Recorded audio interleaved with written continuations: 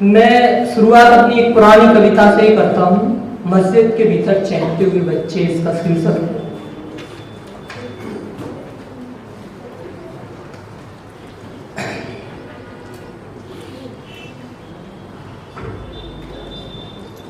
नमाजियों से बर्दाश्त नहीं हो रहे हैं मस्जिद के भीतर चहकते हुए बच्चे।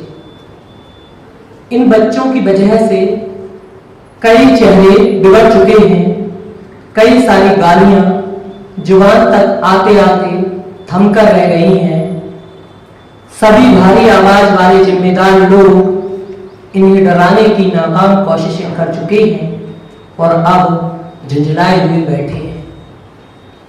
इन बच्चों की वजह से तकबीर देते हुए इमाम को इस्लाम के रुतबे का मसला, उसने मोहब्बत से जीता सारा जहान जैसी बात आज बीच में छोड़कर समझाना पड़ा कि कितना बड़ा गुनाह है मस्जिद के भीतर शोर करना। लेकिन ये बच्चे अनसुनी कर गए, खुदा की जात से न डरे। आज के खास दिन की जानिब एक का 70 गुना सवाब मिलने का दावा करते हुए मस्जिद की तामीर को नमाजियों से ज्यादा चंदा देने की अपील करते सदर, सेक्रेटरी, खजांची इन बच्चों पर चिढ़े हुए हैं। बार बार इन्हें डांट रहे हैं, चुन चुनकर पीछे की सफों में भेज रहे हैं। लेकिन ये बच्चे अपनी मनमर्जी करते हैं, किसी के समझाने से मानते ही नहीं। जिन्हें खुदा के ये बंदे समझा रहे हैं ये बच्चे हैं। कोई खुदा के इन बंदों को समझाए कि ये बच्चे हैं। आपके ऊंचे ओहदों का इन्हें बिल्कुल भी अंदाजा नहीं। अपने साथ अपनी पूरी दुनिया लेकर मस्जिद के भीतर चले आए हैं ये बच्चे। इनकी गेंद, इनका बस्ता, इनका स्कूल, बंदर मामा, हाथी दादा, मछली रानी, सब के सब आज मस्जिद में चले आए हैं। इनके आने से मस्जिद का एक हिस्सा, शायद उसका दिल कुछ देर से अजान और आयतों से बेखबर है। उसमें गूंज रही हैं पतली पतली तोतली आवाजें। मिल गए हैं कई शैतान एक साथ, मचा रखी है धमा चौकड़ी। ये बच्चे बार बार पीछे की सफों में पहुंचाए जाते हैं, बार बार नमाजियों के बीच पाए जाते हैं। अपनी जेबों से कड़क नोट निकालते बताते कौन सी चीज खानी है, तय करते बतियाते। देखो क्या क्या कर रहे हैं ये बच्चे। कोई अपनी छाती पर अम्मी के लगाए काले टीके पर अकड़ रहा है, बता रहा है अपने दोस्तों को इससे नजर नहीं लगती।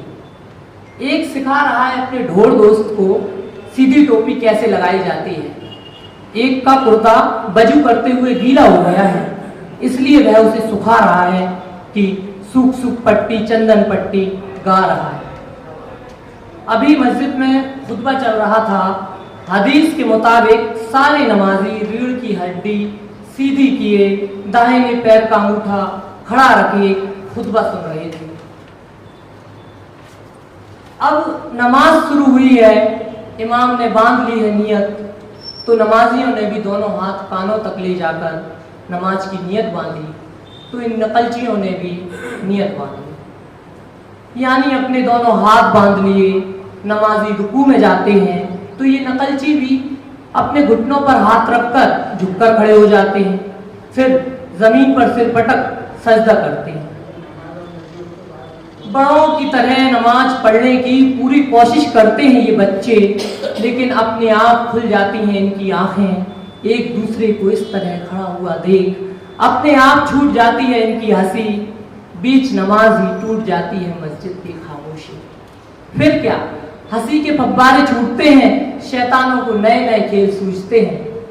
कोई किसी को धक्का देता है तो कोई पादने वाले को ढूंढते हुए सबको अल्लाह की कसम खिलाता है। आधा पादा कर मुजरिम को पकड़ उसे फिर से बजू बनवाता है। कोई फिर से सबको दुरुस्त कराता है, कोई पहला कलमा ही बार बार जोर जोर से पढ़े जाता है। ये बच्चे खेल रहे हैं, नमाजी सिर झुकाए। ये बच्चे गा रहे हैं, नमाजी आयतें पढ़े जा रहे हैं। उनके चेहरे बिगड़ चुके हैं, उनका ध्यान इन बच्चों पर जाता है। वे कोशिश करते हैं कि खुदा में डूब जाएं, आज के मुकद्दस दिन की जानिब धो लें अपने अगले पिछले सारे गुनाह। लेकिन बार बार खींचती हैं उन्हें इन बच्चों की आवाज़ें। कुछ सोचे बैठे हैं कि जल्दी से ये 2 रकात नमाज फर्ज पूरी हो और सलाम फेरें। सलाम फेरते ही इतनी तेज चिल्लाना है इन शैतानों पर कि सुन सके इनके जज्बाती बाप जो इन्हें यहाँ अपने साथ मस्जिद में लाए हैं। इन नमाजियों में कुछ एक ऐसे भी हैं जिनके चेहरे खिल उठे हैं। इन बच्चों की अटखेलियों में वे भूल गए हैं कि आज बाजार मंदा है, शाम को आटा दाल तेल जाने क्या क्या खरीदना होगा, जबकि जेब में आड़तिया की कलम भी पूरी नहीं हो पाई है।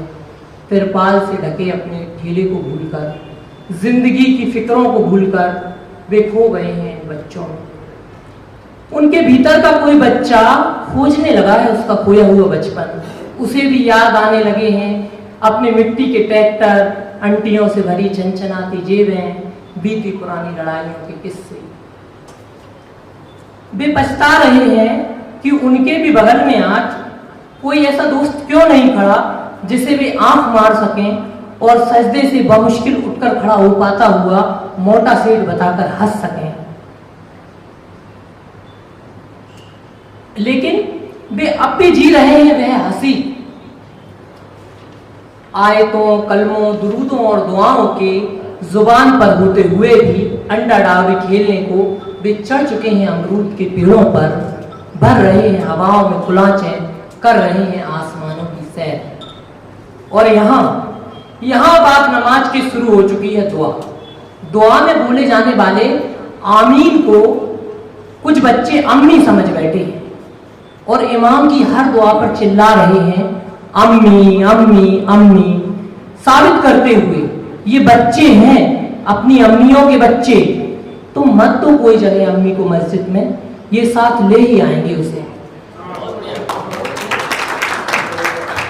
दुआ पूरी होते ही बयान होंगे, मीलाद होगी, फिर फातिहा होगी, तब कहीं जाकर तबर्रुक बटेगा। जिसे लूटने ये लालची आज यहाँ इकट्ठा हुए हैं।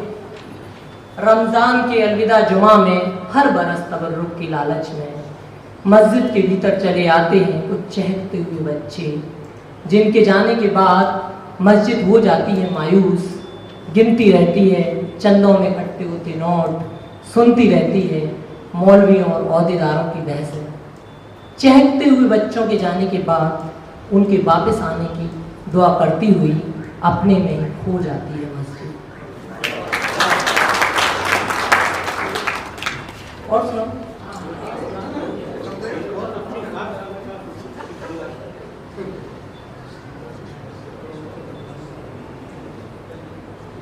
एक कविता है बाजी बनकर, इसे आप दीदी भी पढ़ सकते हैं, बाजी बोलते हैं।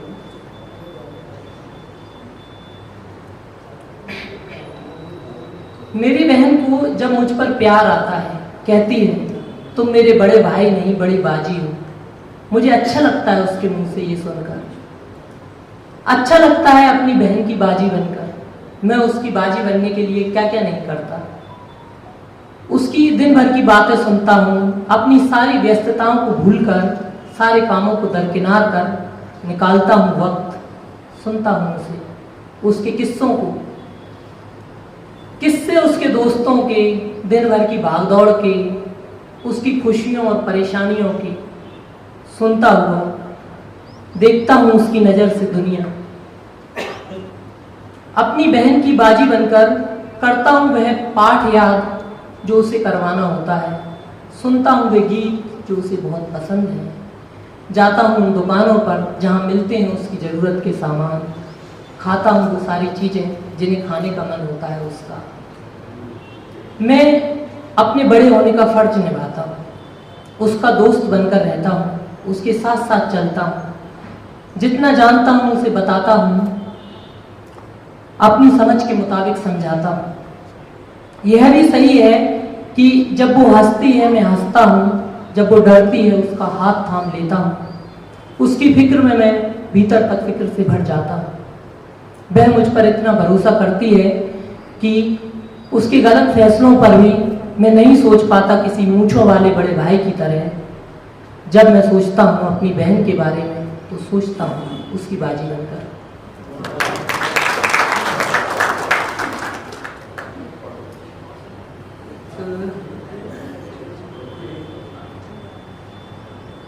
एक कविता है जो इस समय में बार बार पढ़ता हूँ, क्या मैं मारा जाऊंगा।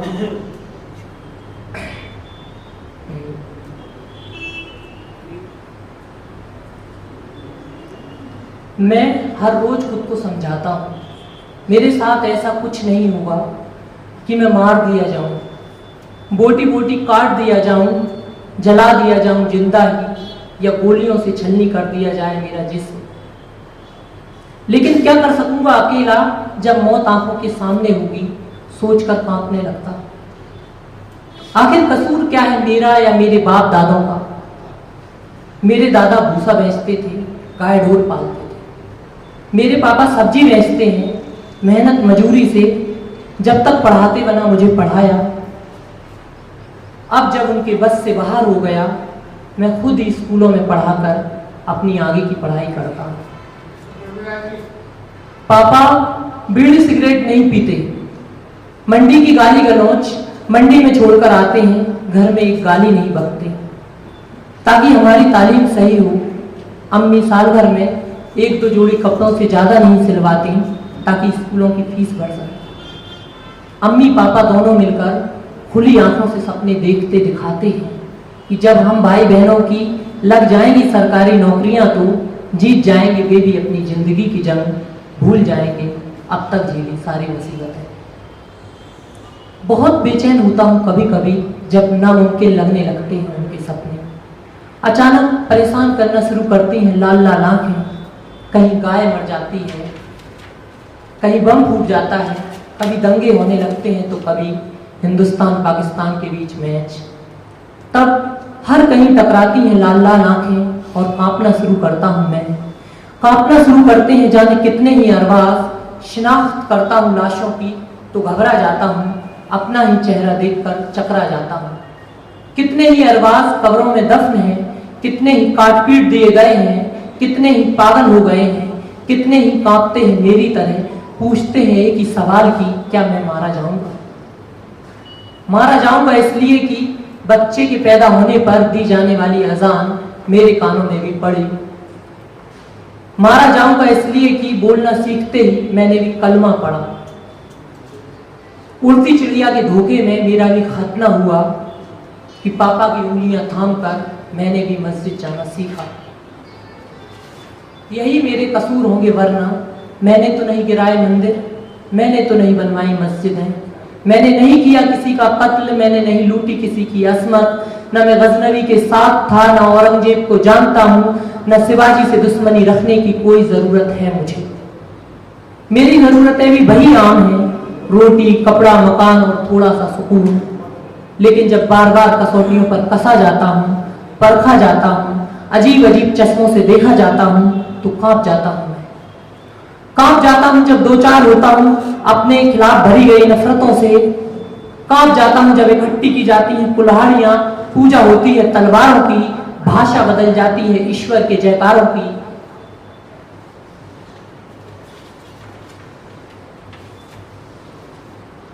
और अब तो पहले से ज्यादा कांप जाता हूं। क्या यह कोई जंगल है जहां अकेले पड़ते हैं मार दिए जाते हैं लोग, जिसकी दाढ़ों में खून लगा हो वह चुना जाता है जंगल का राजा, जहां बोटी बोटी खा जाने के लिए तैयार किए जाते हैं भेड़िए और शिकारी कुत्ते, जहां कानों कान खबर नहीं होती किसी के लुट जाने की।